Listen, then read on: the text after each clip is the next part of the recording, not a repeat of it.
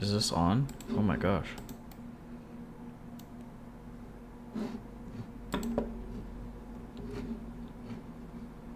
Is this on? Oh my gosh. Okay, I guess we are live. That's weird. Is this on? Oh my gosh. Okay, I guess we are live. Yeah, looks like we're live. Okay. Well, good morning, good afternoon, and good evening, ladies and gentlemen. I'm the Canterbury Catholic, and it's been a while, and I'm live streaming. I've never done this before. I don't know what exactly motivated me to try live streaming, but here we go. I was bored. I'm on Christmas break. I'm a high school teacher and a musician, so I don't have a lot to do right now, so I figured I'd just give this a shot. Oh, we have someone in the stream, in the chat. Michael Schmidt. Hello, Michael Schmidt. Yeah, this is interesting. So I guess I'll just yap and ramble and see if anything comes of this. But for anyone who may or may not care or was wondering, I am still alive. I oh yep. Hello, hi Michael Schmidt. Yeah, I am still alive. I did not forget about the channel.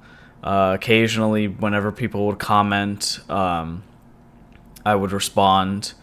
Or if I saw a video that I thought, I should probably say something as the Canterbury Catholic, I would swap over to that account and say something that was pertinent. But yeah, the whole YouTube thing, it's not something that I ever intended to make something big in my life. It's just something I did because I was bored during COVID and I was tired of seeing all the kind of misinformation regarding the ordinariate and just the English heritage in the Catholic Church. So I figured, well, maybe it'd be good for me to put out a little bit more of or at least some less fake news out into the world concerning that.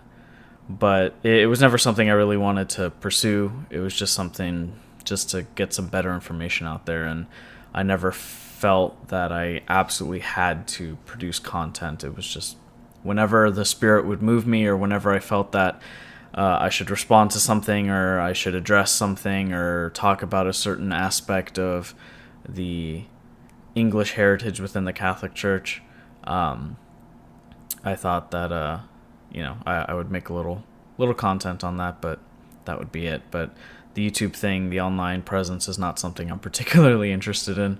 I did a pretty intense social media detox during COVID, and I've pretty much kept that up ever since then. YouTube is pretty much the only thing I have, that and one other social media account for professional reasons. But so my absence was not a matter of me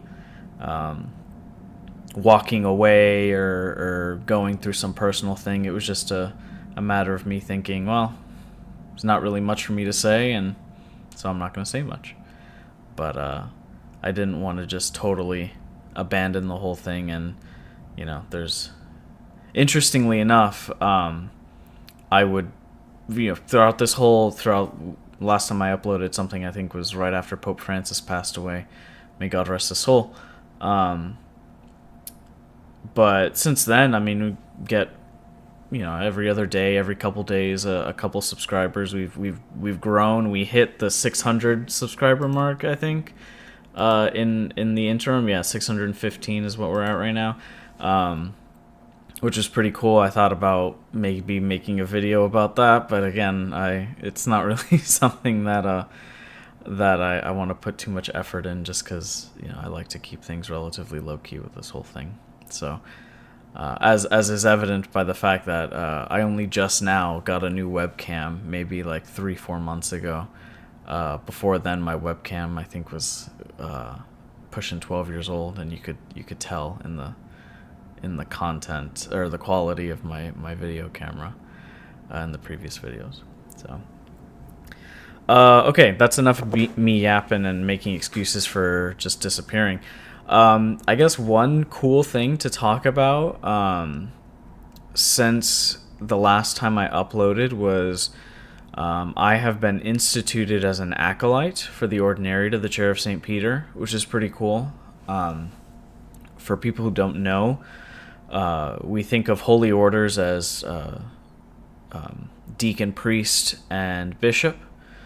And for a long time in the church, I should say for a long time in the Western church, there were what were called the minor orders, things like exorcist and lector and porter and acolyte, subdeacon, although subdeacon's technically a major order. And these minor orders were suppressed in the West. They still exist in many of the Eastern churches. A lot of the more Syriac churches actually have a pretty robust heritage with the minor orders and put a lot of emphasis on that, which is beautiful. But in the West, it was suppressed. And so many diocesan structures, however, maintained the minor order of acolyte, and they use it primarily in the formation of their seminarians. It's kind of like the first big thing that a seminarian will experience once he begins theology is he'll be instituted as an acolyte. And this just basically means that you are kind of instituted as someone to read the epistles at Mass, distribute communion, things like that. You're not a cleric, but you are kind of set aside. We just hit our third concurrent viewer. Very cool.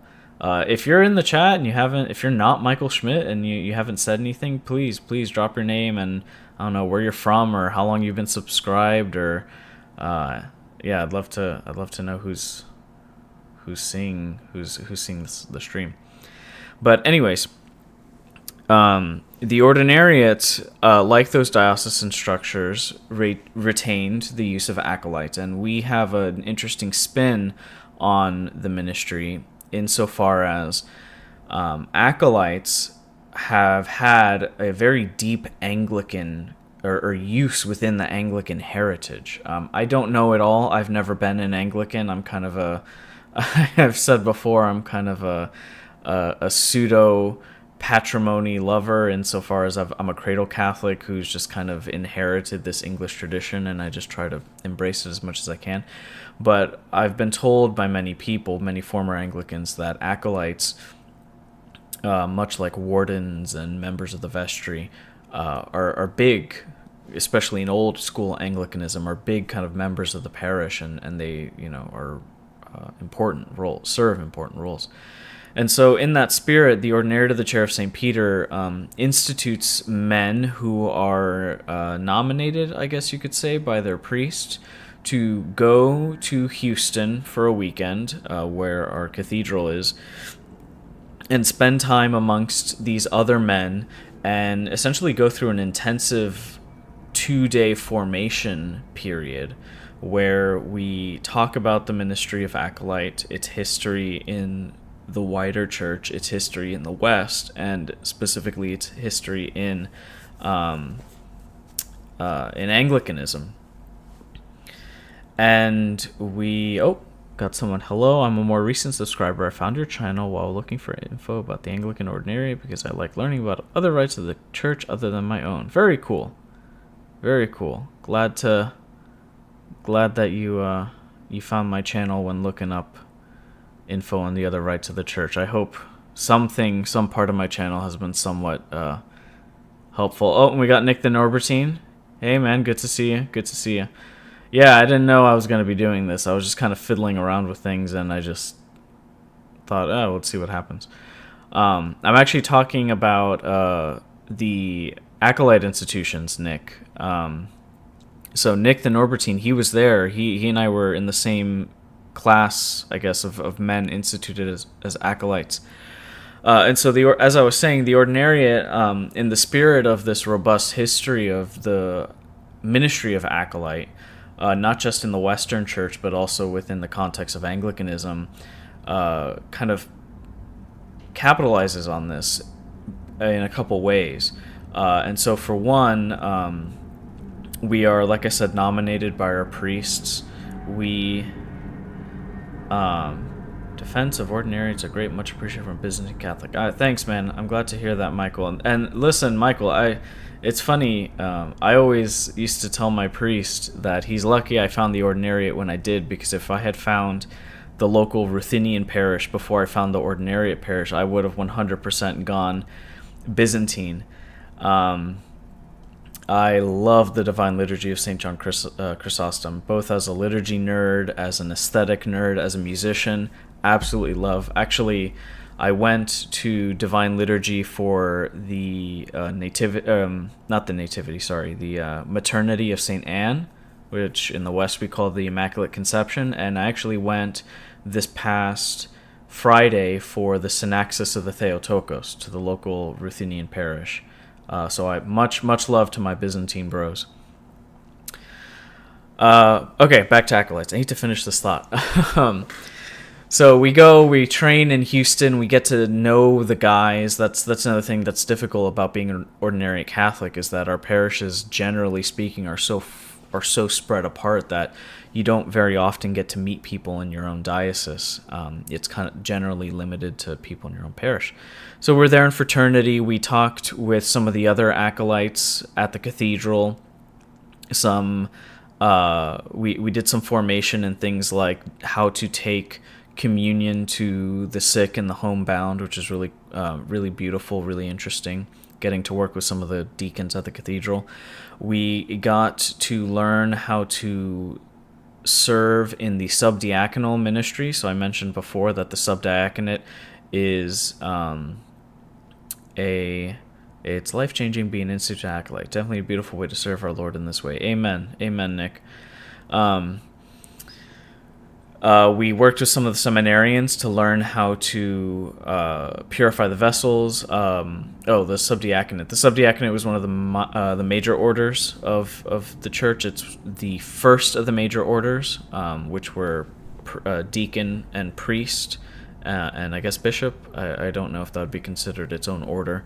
Probably not, because the episcopacy is the fullness of the priesthood. But anyways, while we are not ordained as subdeacons, and even then when the church did that, it was a little bit different, we can serve in that role in solemn masses, which is beautiful. We did an intensive on officiating for choral evensong, evening prayer, whether it's choral or said, which again was very beautiful. Something I personally appreciated, because I had been officiating as a lay officiant in my parish for the youth, the young adults group for a while. So being kind of going through the rubrics again, helping some of the other guys, getting some questions answered, was great. And then at the end of it all, on I think Saturday, no, I guess it was Sunday. Sunday we were at the principal mass at the cathedral. We were instituted by the bishop, His Excellency Bishop Lopes, which was beautiful. I think our class was, I don't know if it was the largest class of instituted acolytes, but I think it was like the second or third largest. I want to say there was like maybe 40 of us. Nick, I don't know if you remember the numbers, but there was a good amount of guys, and the age range was interesting too, because I think the youngest you can be, I want to say in the application process, which we had to, once we were nominated, we had to go through kind of an application process. We had to write a handwritten letter to the bishop. We had to send our sacramental records. We had to do a couple other things. But I want to say the youngest you can be was like 20 or maybe 21. I don't actually remember. But there were young guys, in their early 20s up to, I think the oldest guy I met there was probably in his 60s. And these are all just men that were, doing it for, not just to get another merit badge, as it were, but doing it because we love our parishes, we love the ordinariate, we love the mission, we love the heritage, and we want to serve the wider church in various ways. You think it was the largest? I'm not sure. I think we had about 40. Yeah, that sounds about right. I wouldn't be surprised if it was the largest. I had a picture of the... I had a picture of the institution some of the institutions, but I don't know if I can. I don't know how I can show it to you guys. I'll mess around with some stuff if I can find the picture. Yeah, here we go. Yeah, so the institution itself, the ceremony is interesting because it's again, it's not an ordination, you know. So there's no. Sorry, I'm like moving stuff around and I don't know what's happening. Here we go. Yeah, it's not an ordination ceremony, so like hands aren't laid on you, but you go through this process of kind of reciting the articles of faith. You take a sort of an oath, as it were, a promise, and then we would line up and go before we knelt in front of the bishop, and he handed us the ciborium, and he kind of charged us to be ministers of the sacred vessels, and kind of being stewards of them, and we kind of gave our assent with an amen, which was beautiful. I don't know if I can show you guys this. Let me see if I can, if I change the scene. Oh, okay. All right, that's doing something. Let me do this. Aha, there we go. Yeah, so can you guys, I assume you guys can see what I'm seeing right now. Which is sorry, I'm like, yeah, okay, you guys should be able to see this. So this is me right here. Oh, there we go. This is me right here. Being, again, receiving the patent from the bishop and being charged to, I don't remember exactly what was said, but essentially, being in charge of it, and all the things that entail with being an acolyte. That's me receiving it. The guy next to me is a guy from my parish. So from my parish, we sent 3 guys, myself, and 2 other dudes, obviously, and this is one of the guys that was with me. I'm trying to think. I think I had another picture of yeah, here we go. This is a picture of all of the guys that were instituted together. It's kind of, here we go. So it's a big group of dudes. It's the guys who were instituted and the liturgical party. So there's some priests, some seminarians, obviously the celebrants. But yeah, guys from all over the ordinariate came together. There were some Canadians. There were obviously the Floridians, a lot of Texans. I believe the majority of us were the majority of the guys were from Texas. Second majority was Canada, and then third majority was Florida. We had, I think, 5, maybe 6 guys from Florida. So it was between the 3 ordinariate parishes in Florida. So it was a good representation. Yeah, where am I? Oh, I'm in the front right here, naturally, because I'm a short dude. Nick, I don't know where Nick is in this picture, but Nick is somewhere in this picture. So, oh, there's the guy that was instituted alongside me over there, from my parish. Here's Wes, he's another Florida guy. There's Larry, he's from my parish as well. So, yeah, it was really fun. It was really really cool, really beautiful, and just the fraternity behind being instituted as an acolyte along with all these other guys was great. Okay, what do I do now? I guess I'll just go back to this. Nope, not that. Okay, there we go. Sorry, again, this is all very by the shooting at the hip, so I don't know how any of this works. But yeah, that's kind of the big, I guess, development in my personal ordinariate life was the institutions. As far as how that's changed me in my... Oh, Nick has take this vessel with bread for the celebration of the Holy Eucharist. Make your life worthy of your service at the table of the Lord in this church. Yeah, that's what the bishop said to us as we accepted the sporium. Yeah, there you go. Yeah. But yeah, as far as how it's affected me, I mean, not much has changed. Me being I'm the music director at my parish, so I don't really partake much in service at the altar, at least on Sundays, because obviously I'm having to I'm having to lead my choir. But one thing that has changed, I suppose, is on Sunday masses. Even though I'm not serving as an acolyte, because I'm serving as the choir director, I do chant the lessons, the Old Testament, the epistles, essentially the Old Testament reading and the New Testament reading according to the proper tones, because each one has its own different tone setting. So, for example, today, Feast of the Holy Family, I chanted the reading from Sirach and Colossians. So I started doing that. On the off chance that I do end up getting to serve, like I said, mass, whether it's a weekday, which is not often because I'm a high school teacher, or on a Saturday morning, I then get to attend the missal, which basically means rather than Father flipping the pages and setting the missal, I do that for him. So he's standing there with his in the orans posture, reciting the various prayers and the collects, and I'm flipping the pages for him. I'm pointing specifically what he should be saying, and I'm just kind of double checking, making sure he does everything right. Which, I'll be honest, I always thought was a little unnecessary, and perhaps a bit overly.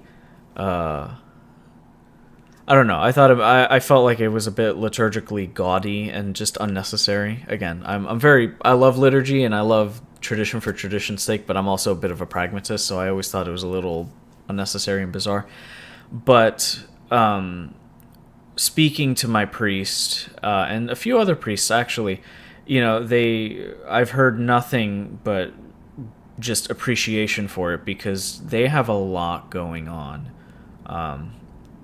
I think as ordinariate Catholics, we're used to kind of being a little bit more intimate with the priest, because we tend to be smaller communities and we tend to know our priests a little bit more. As opposed to larger parishes, it's difficult because you're one of 5,000 parishioners. But in our context, we have the pleasure to again know our priests a little bit more intimately, and being able to be that close to them and know them, the man and also the priest. They'll all tell you, whether they're serving at a parish of hundreds of parishioners or thousands of parishioners or tens of parishioners, they have a lot going on, and anything we can do to just lighten the load is a real treasure to them, and ultimately a treasure to the church and a service to God's church.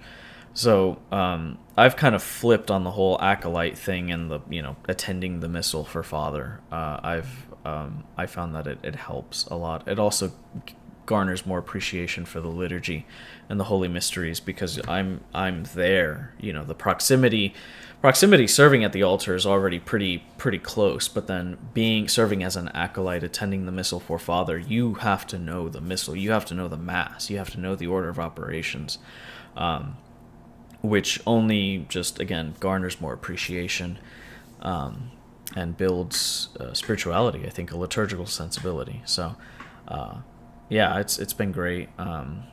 Like I said, I don't get to do too much as an acolyte very often, but when I do, I appreciate it very much, and it's been great. It's been beautiful. So, that's pretty much it. I mean, nothing really else has changed as far as my parish life or my spirituality. Any sort of development with me in the ordinariate.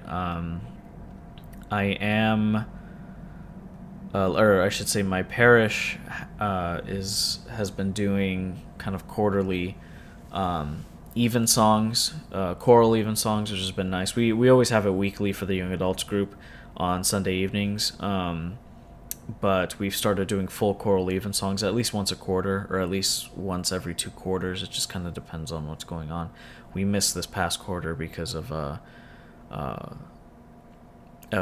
Souls and falling on a Sunday, and just what that meant for us liturgically. It was too much to ask, but we're doing our next one the second Sunday of Epiphany. Well, it's actually the Saturday before the second Sunday of Epiphany. It's the anticipated choral evensong, because we will be having our Episcopal visitation that Sunday, the 18th, I believe, or the 17th. Bishop Lopes will be visiting my parish, so we're doing a choral evensong that Saturday with him officiating, and we'll actually have some representatives from the local diocese there as well, which will be very nice. Some priests and potentially even the local ordinary. And then he'll be celebrating the principal mass the next day, and then there'll be potluck, parish council meeting, that whole thing with him. So it's always a fun time when Bishop comes to visit the parish, and it's actually been a while since he's seen us, because the last kind of visit from Houston that we had was the former vicar general.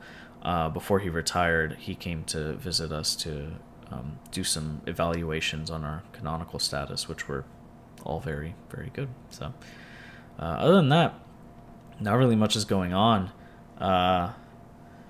I think it's interesting in the life of the church, which is always moving and shaking, and people are always saying things. It's nice to be part of a diocese that's relatively low key, and you don't have to. There's not a lot of news, which is good news in a sense. I think that's it. We've been going for 30 minutes now. I think that's probably a good place to call it. A nice short stream as the inaugural stream. If you guys would want to see more streams, I would be open to it, especially since I just happened to figure out how this works. I guess my concern is always having some type of purpose behind producing content. I don't like to just produce content for the sake of doing it. I want it to be relevant and helpful and accurate, but also something that people would want to watch. So if you like the idea of maybe doing streams as opposed to videos, we could do 30-minute streams like this, where I do what I normally do. I comment on something related to the ordinariate, or I talk about my personal experience, which is basically what this stream was. Or maybe I review a video. Maybe if that's something you'd be interested in, comment, say something, and don't just say, "Oh yeah, I would like that." Say, "I'd like that," and you should, maybe do a stream on this, or do a video on this, or do something like that. Because that makes it easier on me, giving you guys what you would want. But I think I'm probably gonna cut it here, just because it's probably good place to end. But it was great getting to just be on here and chat with you guys and talk about I guess primarily the Acolyte institutions. And if there's anything you want, put it in the chat, put a comment down below, and I'll see if I can do something about it. And I'd love to do anything just to promote the mission, the identity and mission of the Ordinariate, and get more people aware and talking about it and experiencing the beauty that is our heritage. So, alrighty guys, well, have a good evening, and I will see you guys in the next video.